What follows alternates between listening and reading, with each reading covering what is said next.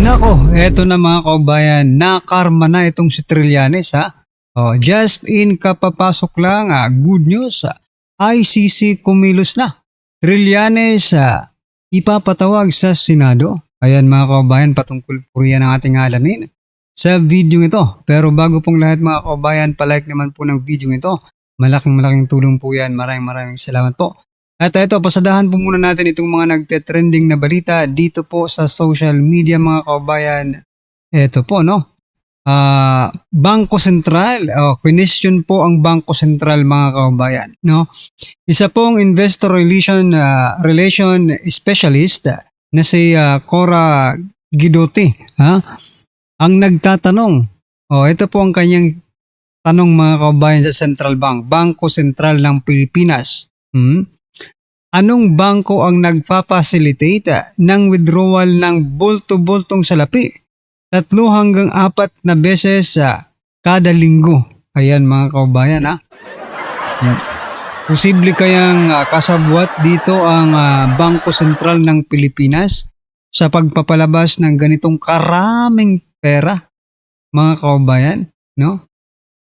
Kung for example, kung ikaw nga, no, ang dami pang requirements, maka-withdraw ka lang. 'Di ba? Ang dami mo bang pagdadaan ng proseso, maka-withdraw ka lang. 'Di ba? Pero sila bulto-bulto mga kabayan, mali-maleta po ang pinag-uusapan. Pero, 3 hanggang 4 na beses kada linggo. Aba, saan kaya nanggagaling ang perang ito mga kabayan? Dapat din kayang imbestigahan ang Bangko Sentral ng Pilipinas kung bakit hindi nila na-detect itong mga ganitong galawan ng pera? Or alam po nila ang mga ganitong galawan ng pera? Sabi po dito sa DWSI 864, dapat usisain ng BSP. Nanawagan ang kilalang finance executive at investor relation specialist na si Cora Guidotti sa Bangko Sentral ng Pilipinas na imbestigahan ang mga bangkong umano'y nagpapacilitate ng bulto-bultong withdrawal ng salapi 3 hanggang 4 na beses kada linggo. Ayan. Ito'y kaugnay sa siniwalat ng umano'y money delivery scheme o mali-malitang pera ng ilang dating miyembro ng Philippine Marine Corps ng AFP at ang dating tauhan na si Saldico na inuugnay na sa pagdadala ng malalaking halaga ng pera sa ilang mataas na opisyal ng pamahalaan. Ayan na. Ayon kay Guidotti, kung totoo ang aligasyon ng sunod-sunod at malalaking withdrawal, dapat umanong mabusisi ng BSP. Ayan. Kung yun nga pagbebenta, no? Yung pagbebenta po ng gold reserve ng Pilipinas, no? Kung walang mag-uusisa, hindi rin ilalabas ng Bangko Sentral kung bakit nila ibinenta yung ating gold reserve mga kabayan. So what do you think? Nagkakaroon ba ng sabwatan mga kabayan between ito nagtatanong lang mo nagkakaroon po ba ng sabwatan between Bangko Sentral at ang gobyernong ito? Sana masagot po, no? Sana masagot po ng Bangko Sentral ang tanong po ni Ma'am Cora Guidotti. Ayan. At ito po ang naging komento ng ating mga kabayan patungkol po dito mga karibin natin. Mark Reyes, sabi po dito, ang nagwe-withdraw sa bangko ang mga opisyal sa DPWH. May saro na ini-issue ang Department of Budget para ma-withdraw ang budget na sa mga bangko. Pag na-withdraw ang naangkas, saka yan i-distribute. At hindi lang naman DPWH ang malakihang project. Meron din sa DepEd, DOTC, dahil sa mga insertion ng mga congressman at senatong. Paano na? Anti-Money Laundering Act or Anti-Money Laundering Council? Kasabwat din dyan lahat. Pero sa ibang bangko kahit na mag-withdraw ka ng 500,000, dami pang tanong. Experience ko yan sa BDO. Ayan. Walang aasahan, sayang oras, grabe sindikato ngayon. Lahat yata ng nasa gobyerno nabusalan ng mangilan-ngilan lang siguro. Kaya walang umaasa. God save the Philippines. Ayan. So ano pong inyong opinion dito mga kabayan? Just comment down below. Dahil ito, papasadahan din po natin itong si Trillanes mga kabayan. Duterte na naman po ang tinutumbok ni Trillanes sa paglabas po ng 18 Marines. Sabi po dito ni Trillanes mga kabayan, we're getting information right now.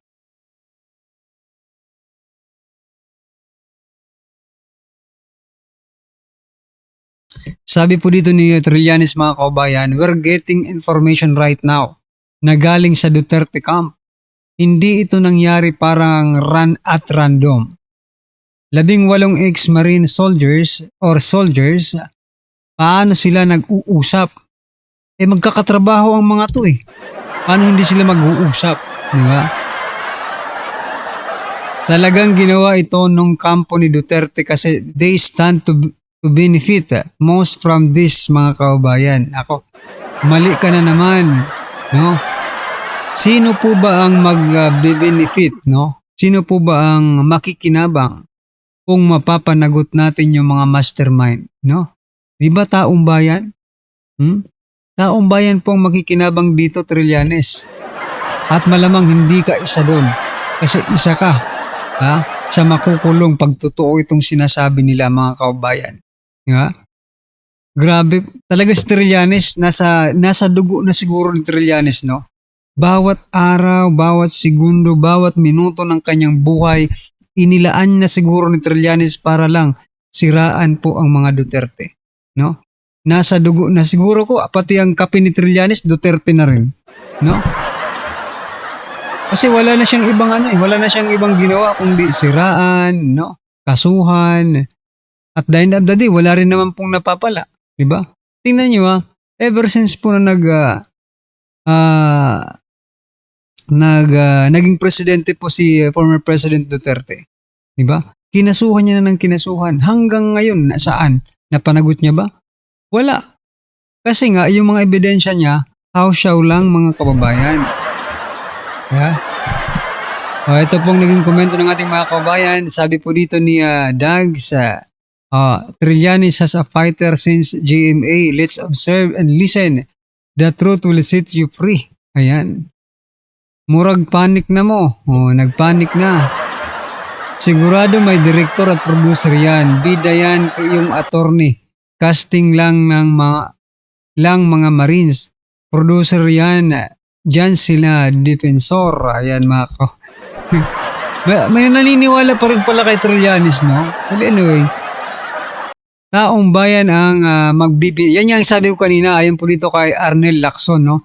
Taong bayan ang magbibinipisyo kapag naimbestigahan ng maayos at naibalik ang mga perang ninakaw o idiniliber.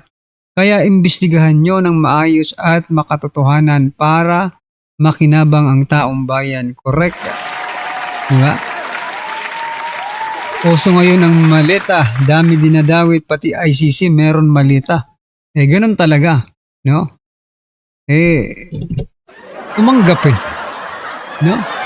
In-accommodate nga dito. Libre lahat mga kapati accommodation nila, pagkain, no? Transportation, pagpunta nila sa Pilipinas. Ang swerte nyo naman. Diba? Regardless kung sino ang nasa likod niyan, kailangan na imbestigahan para malaman kung totoo o hindi. Huwag muna harangan. Ayan. Ano po ang inyong opinion dito kay Trillanes mga kabayan? Just comment down below. At eto, panoorin na po natin ang video mga kabayan. Eto na po. Pasok.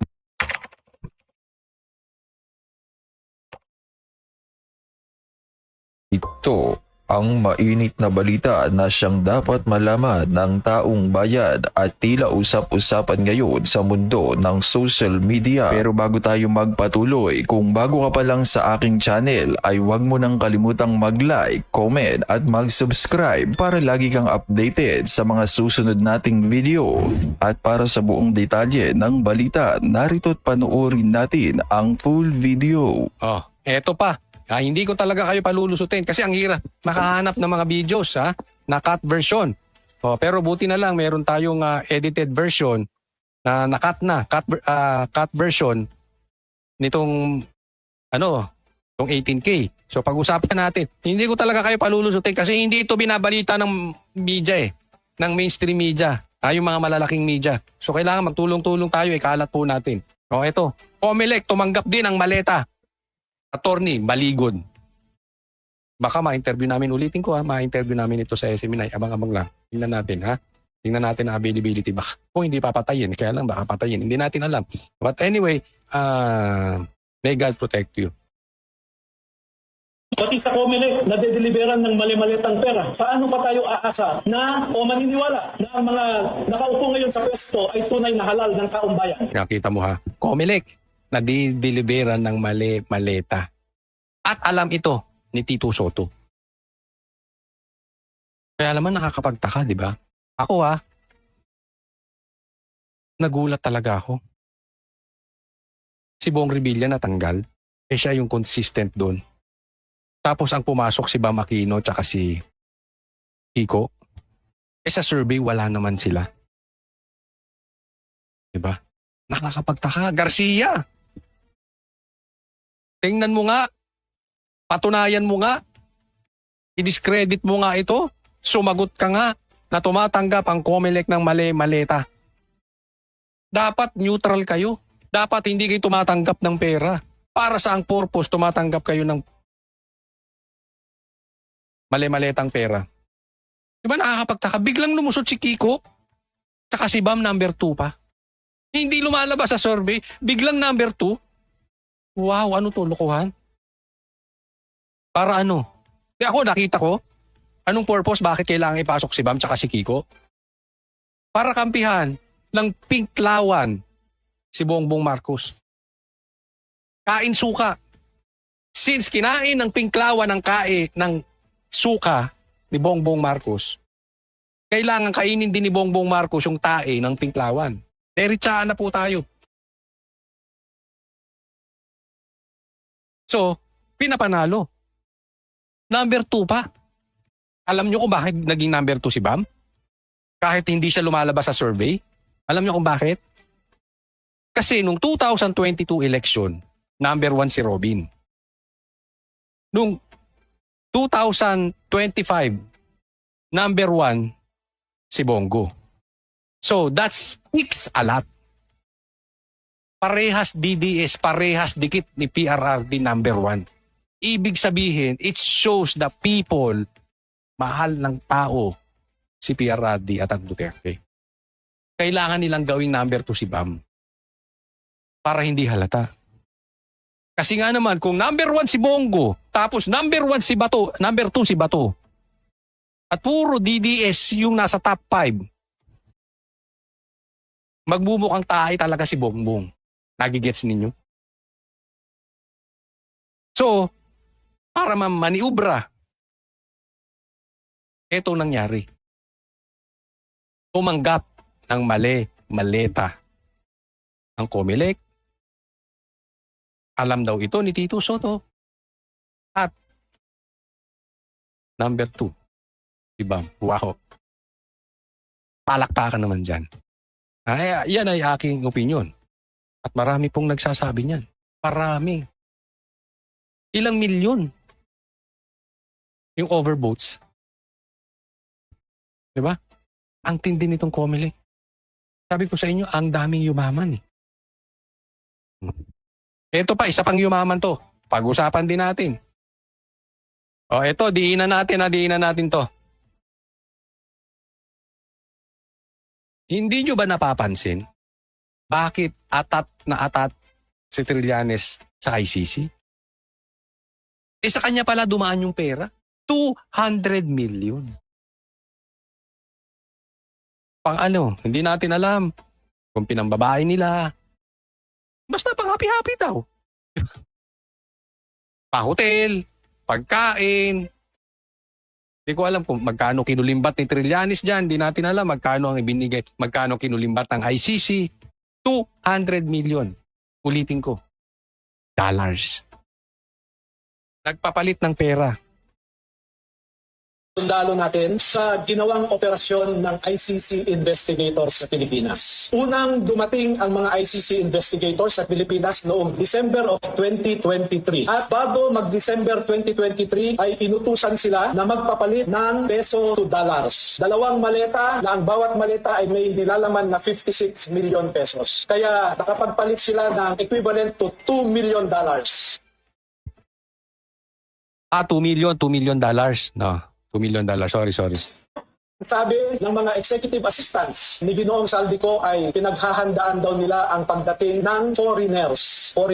At kalaunan ay nakilala ng mga ito na ang foreigners na binabanggit ay mga ICC investigators. At nakapaloob dito na ang ginawa nila ay mag-interview ng mga witnesses na ipinapaarating sa kanila ni Sunny Trillanes.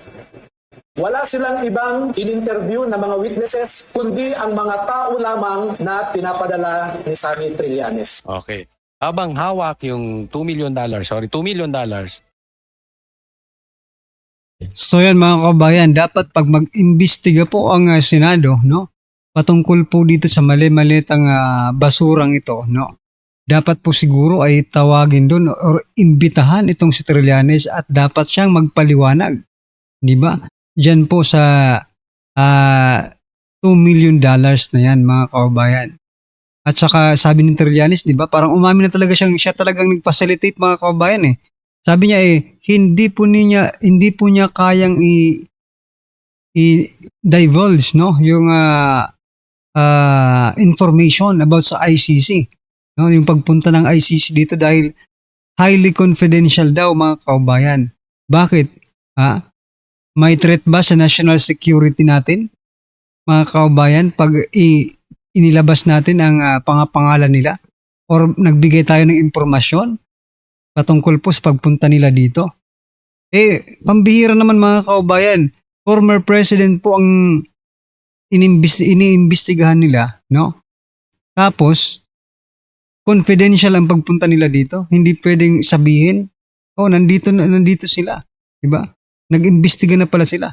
Kaya anong malay ng taong bayan kung hindi talaga sila nag-imbestiga? Ikaw lang ang nag-feed ng mga false information, di ba? Wag na kayong mag-imbestiga, bakasyon na lang kayo sa Pilipinas, ako nang bahala. For example, yun ang ginawa ni Trillanes, di ba? Ako nang bahala sa mga witness, ebidensya, magbakasyon na lang kayo dito sa Pilipinas. Eto, $2 million, okay? Go, magbakasyon na kayo. Kung ganun ang nangyari mga kabayan, no? Pera ng taong bayan yun hindi galing kay Trillanes. Talagang niloloko tayo ng mga inayupak na to eh. Anyway, ano po ang inyong opinion dito mga karabin natin? Just comment down below. Ayan, maraming salamat po.